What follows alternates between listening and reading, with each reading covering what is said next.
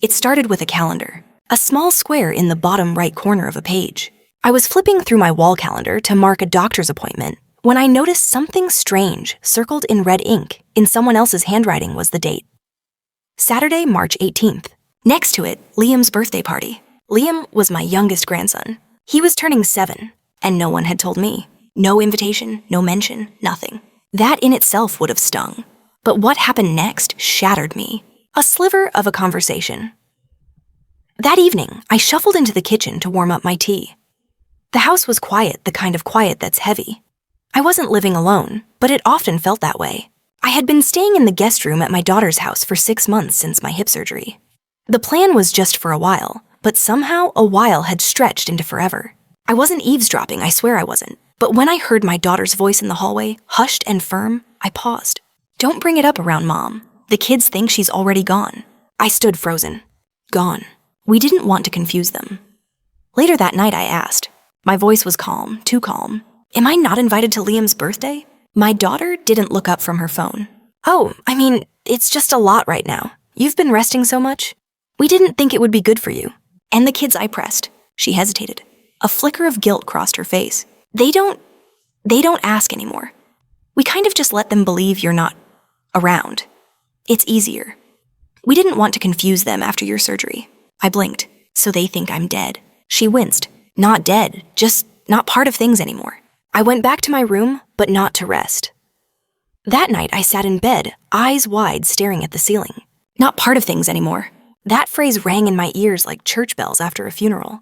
I wasn't angry yet. I was numb. They had told my grandchildren, my babies, my legacy that I was already gone.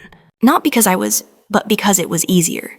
And I realized in that moment, I wasn't just being ignored. I was being erased. But I was still here. I wasn't the same woman I used to be. My joints ached. My pace was slower. I needed help up the stairs. But my heart, my mind, my memories, still very much alive. And if they thought they could bury me while I still breathed, they had no idea what kind of grandmother they were dealing with.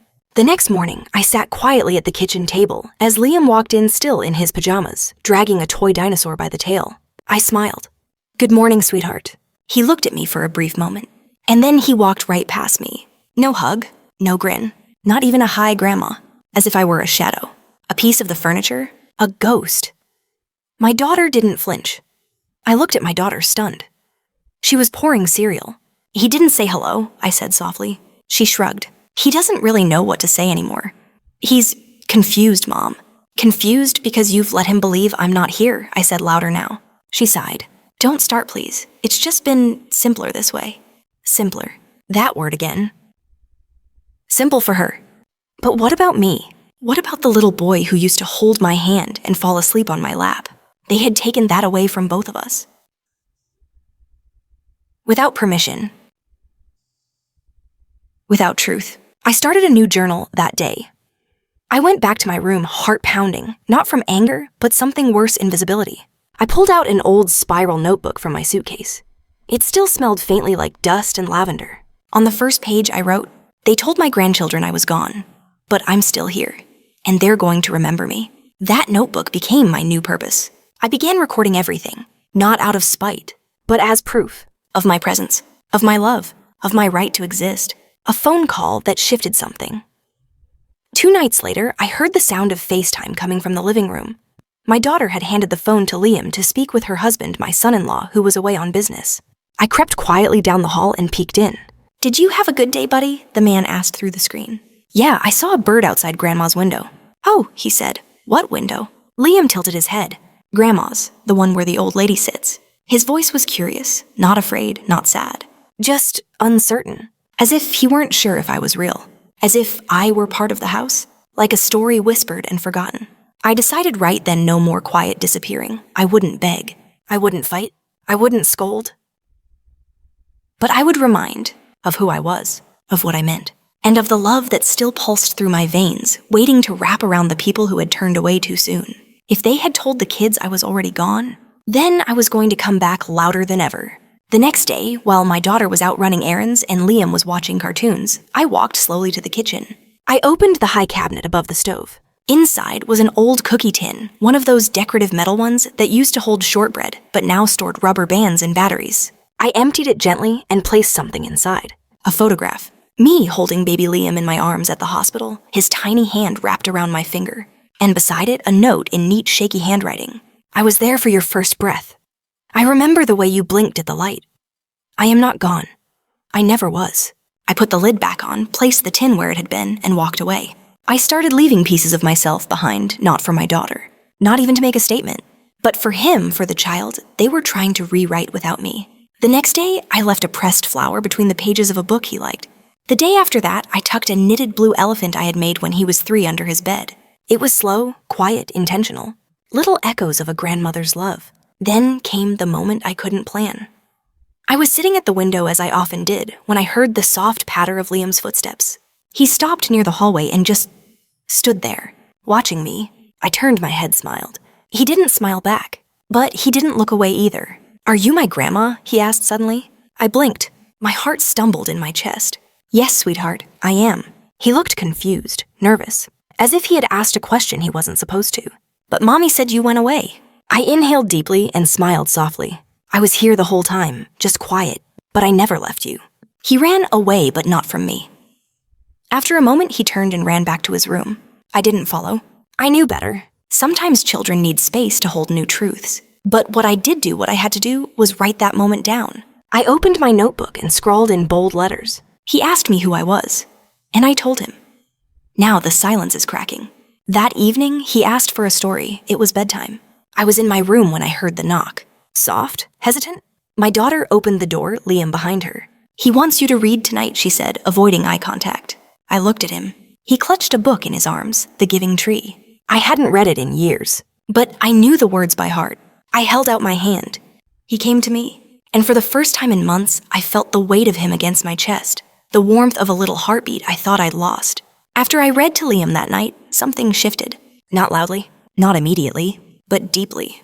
The next morning, he ran into the kitchen and said, Grandma, can I show you my dinosaur? My daughter froze mid-step. Her spoon hovered above her coffee mug like it had forgotten what gravity was. I smiled gently and nodded, and just like that, I was visible again. The walls were thinner than they thought. Later that day, I overheard my daughter on the phone. Yeah, she's still here. I didn't know he'd ask her like that. I mean, how do you go back after that? She sounded scared. Not scared of me, scared of the truth. Because once a child sees someone, really sees them, you can't unsee them. You can't erase them with silence. Not anymore. I found my photo on the fridge again. It had been gone for months. One of those small square Polaroids of me and Liam in the backyard. He had just turned 4, holding up a giant sunflower like a trophy, both of us smiling like fools. I noticed it that afternoon. It was back, pinned by a magnet shaped like a strawberry.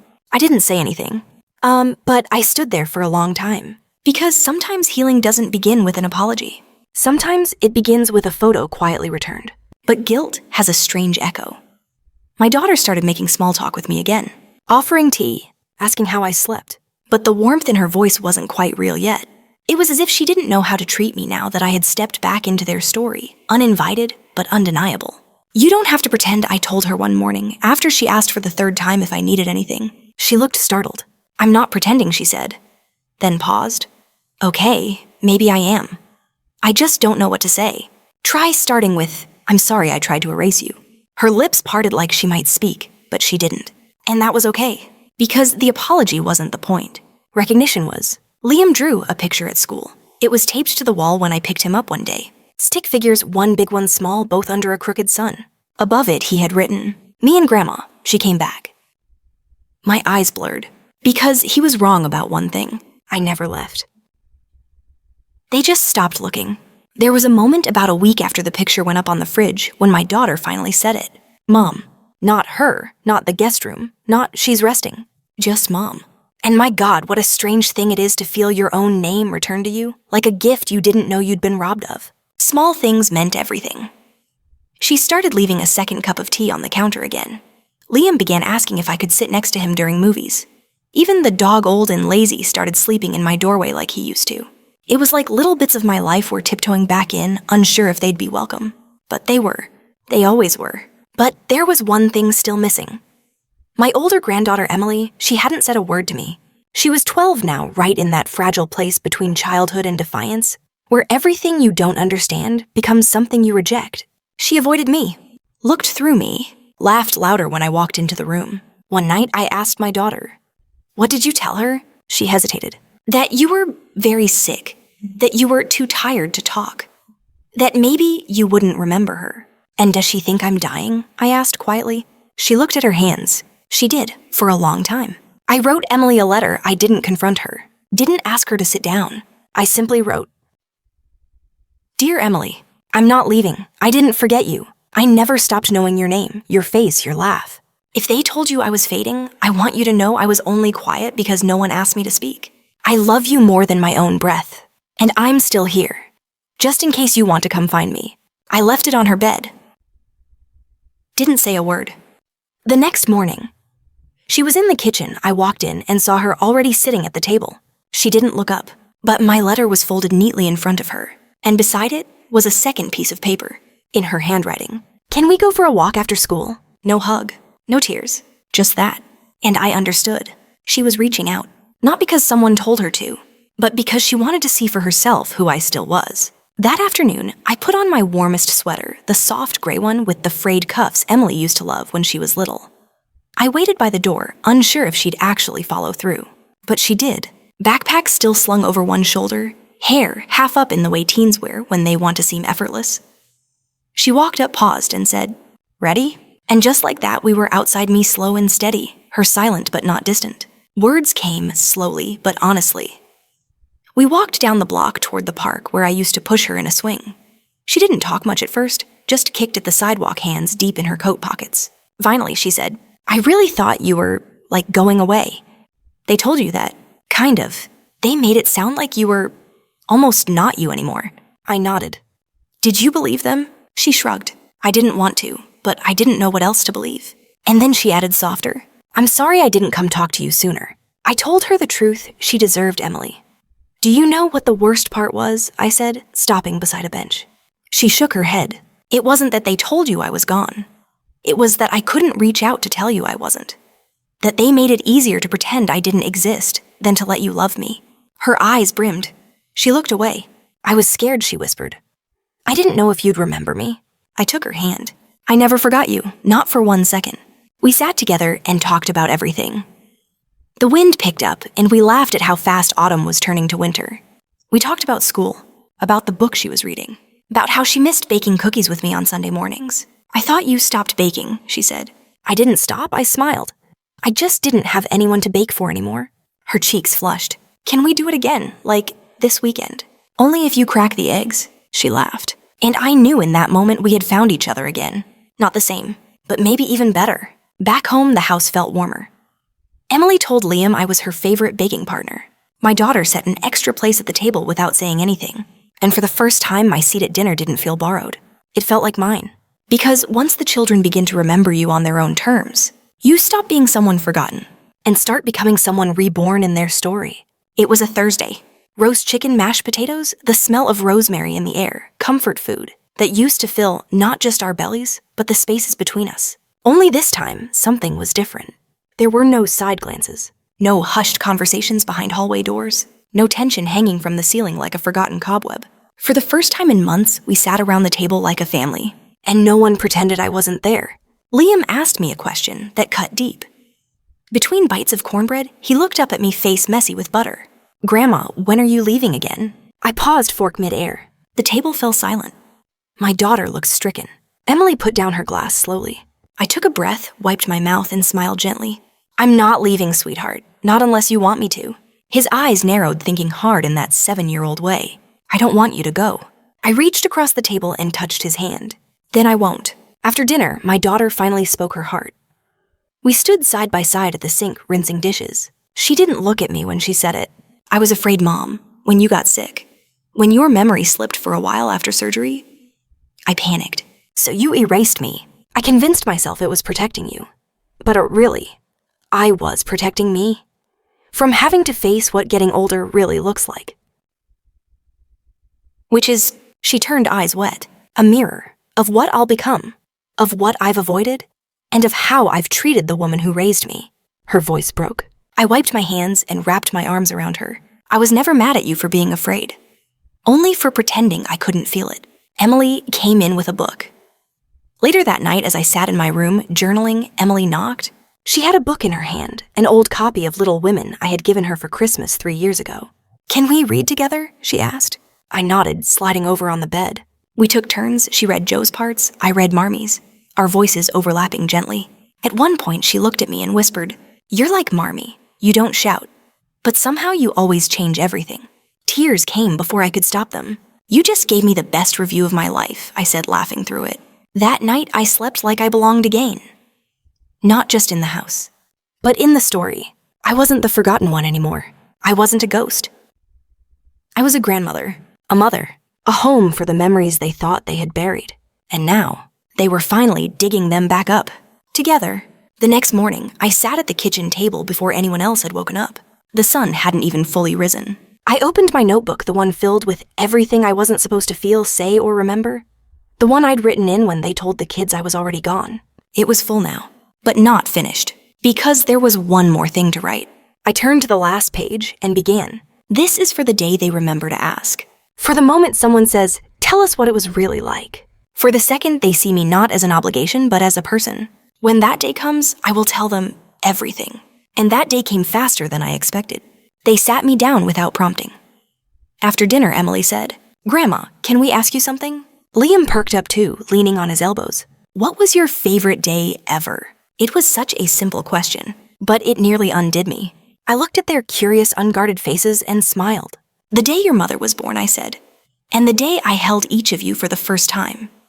But also, this one, right here, because today I get to tell the truth." They listened, really listened. No distractions, no phones, just ears open and hearts slowly stretching. I told them about who I was. Before Grandma, I told them about the girl who loved to dance in the rain barefoot, the young woman who marched in protests and played piano in a bar for $5 and a sandwich. I told them about falling in love with their grandfather, about the way he whispered stories into my ear at night when we were both too tired to move, but too in love to sleep. They had never heard any of it, and their wide-eyed wonder was the purest form of apology I had ever received. Then my daughter did something unexpected.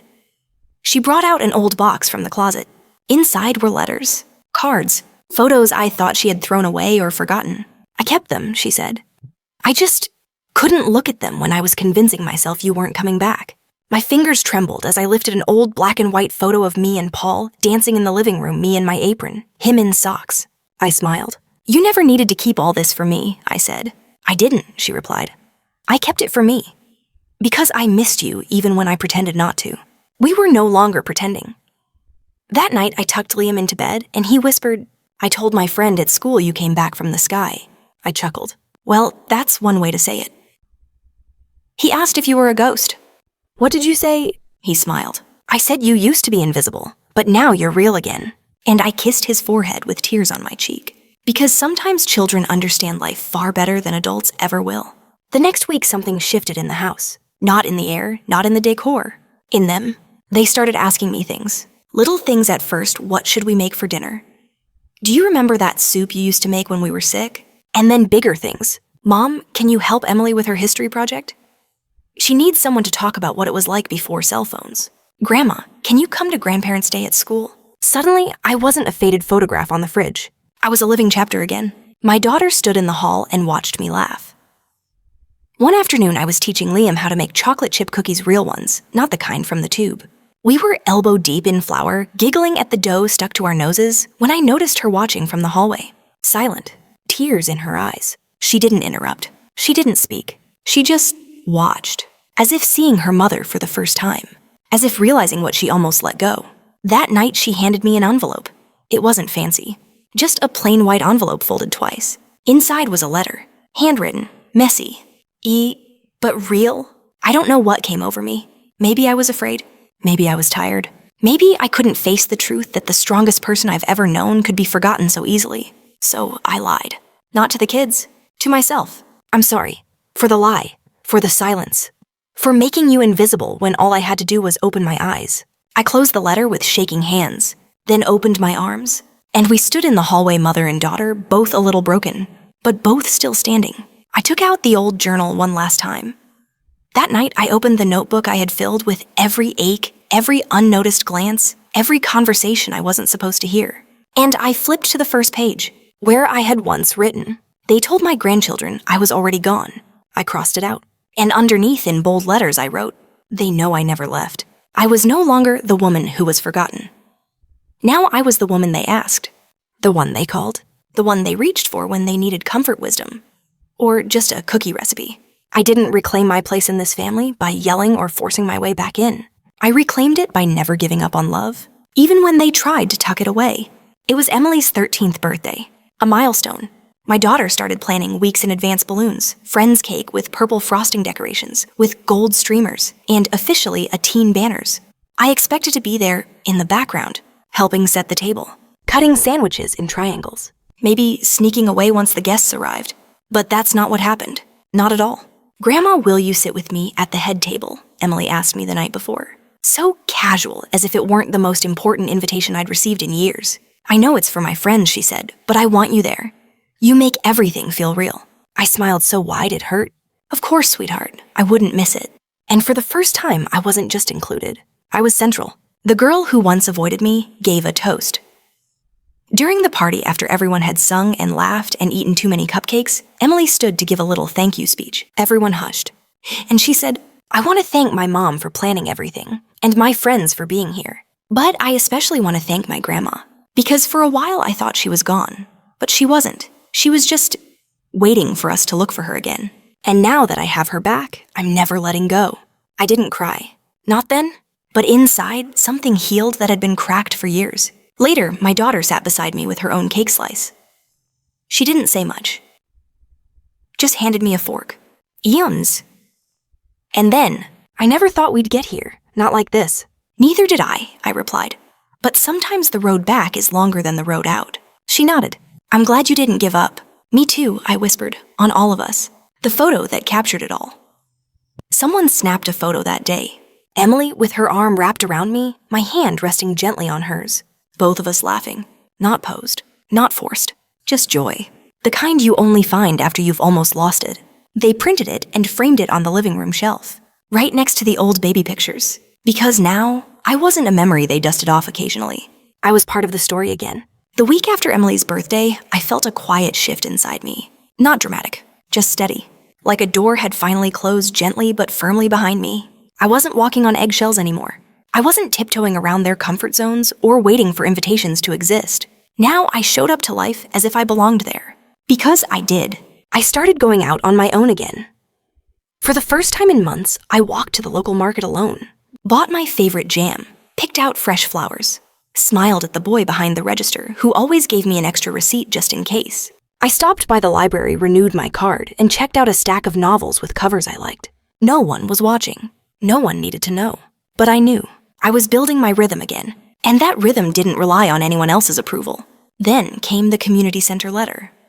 A flyer arrived in the mail. Elder Voices, a community reading night.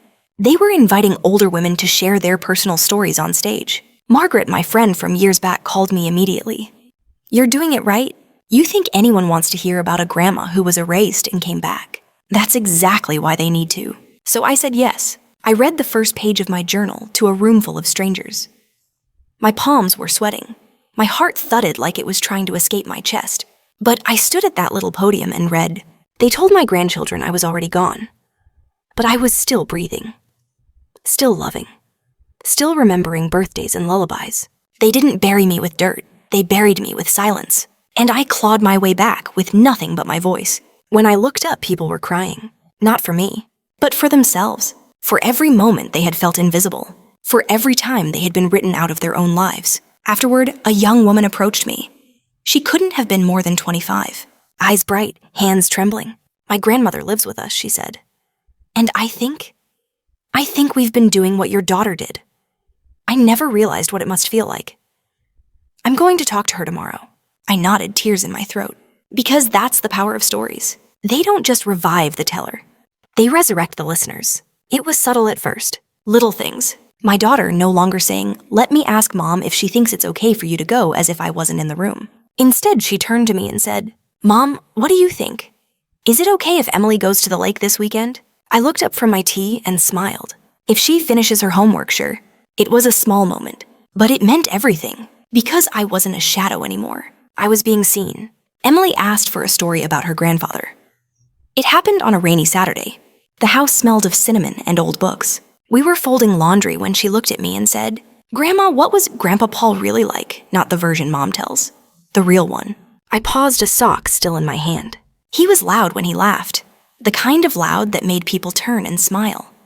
He couldn't cook to save his life, but he'd bring me wildflowers from the roadside and say, "These look like you today."